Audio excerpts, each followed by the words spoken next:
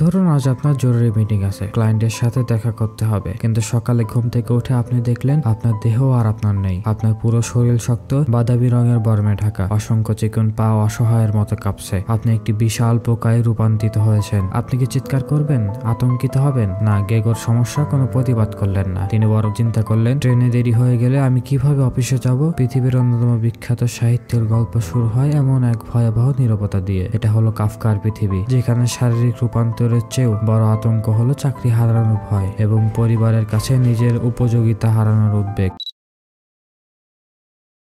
কাফকাকে আমরা জানি একজন লেখক হিসেবে, কিন্তু তিনি তার জীবনের অধিকাংশ সময় কাটিয়েছেন বীমা প্রতিষ্ঠানের অফিসে। তিনি আইন নিয়ে পড়াশোনা করেছিলেন এবং শ্রমিক দুর্ঘটনা বীমা প্রতিষ্ঠানে একজন সিনিয়র সেক্রেটারি পদে উন্নীত হয়েছিলেন। কাফকা এই পেশাকে ঘৃণা করতেন। তিনি তার ফিয়ান্সের কাছে লিখেছিলেন, লেখা হলো জীবনের গভীরতা আর অফিস হলো উপরিভাগ। এই প্রক্রিয়ায় একজন মানুষ ছিঁড়ে যেতে পারে, তবে এই কেরানিগিরি ছিল এক আশীর্বাদ। শ্রমিক দুর্ঘটনা বিমানে কাজ করার কারণে কাফকা সরাসরি আমলাতন্ত্রের জটিলতা, যন্ত্রের মতো মানুষের ব্যবহার এবং প্রতিষ্ঠানের সংবেদনহীন ক্ষমতা খুব কাছ থেকে দেখেছিলেন। তার ভিতরে আমলা, ভিতরে লেখক এবং দুই সত্তার সংঘর্ষেই তৈরি হয়েছিল তার সাহিত্য। তিনি আমলাতান্ত্রিক দুঃস্বপ্নকে কেবল কল্পনা করেননি, তিনি তা প্রতিদিন অফিসে যাপন করতেন।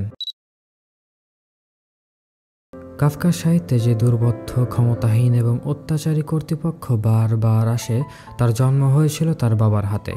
তার পিতা হারমান কাফকা ছিলেন একজন স্বনির্মিত ব্যবসায়ী এবং বিশাল অত্যাচারী। হারমান কাফকা তার ছেলের সংবেদনশীলতা ও সাহিত্যিক উচ্চাকাঙ্ক্ষা কখনোই বুঝতে পারেননি। কাফকা সারা জীবন ধরে তার বাবার কাছ থেকে কোনো প্রশংসা বা স্বীকৃতি পাননি। এই প্রত্যাখ্যানের কারণে কাফকার মধ্যে জন্ম নেয় এক হীনমন্যতা এবং চরম উদ্বেগ। কাফকা মনে করতেন তার পিতার প্রত্যাশা পূরণ করা তার জন্য ধ্বংস ডেকে আনবে। তার বিখ্যাত লেটার টু হিজ ফাদার হলো সেই অব্যক্ত কষ্টের দলিল। পিতার অনমনীয় ব্যক্তিত্ব, তার অত্যাচারী মিজাজ, এগুলোই কাফকার উপন্যাসের রূপ নেয়। দ্য থ্রিয়াল এর অপ্রাপ্য বিচার ব্যবস্থা এবং দ্য মেটাফরফোসিস এর নিপীড়ক পিতার রূপে। ব্যক্তিগত ট্রমা এভাবেই সর্বজনীন ভয়ের প্রতীকে রূপান্তরিত হয়েছিল।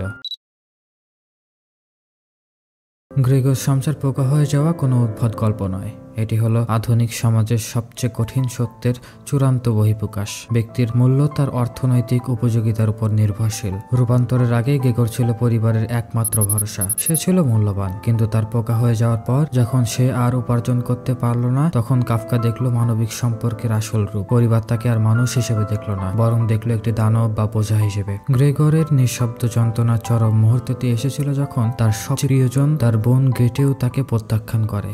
সে চিৎকার করে বলে, ওকে অবশ্যই যেতে হবে। কাফকা প্রশ্ন করেন, আপনার মানবিক মর্যাদা কি শুধু আপনার স্যালারি স্লিপের উপর নির্ভর করে? অবহেলা আর প্রত্যাখ্যানের কাছে গেগর শেষ পর্যন্ত আত্মসমর্পণ করে। তার নিঃশব্দ মৃত্যু কোনো প্রতিবাদ ছিল না, এটি ছিল সমাজের চাপ এবং চরম বিচ্ছিন্নতার কাছে অসহায় মানুষের চূড়ান্ত পরাজয়।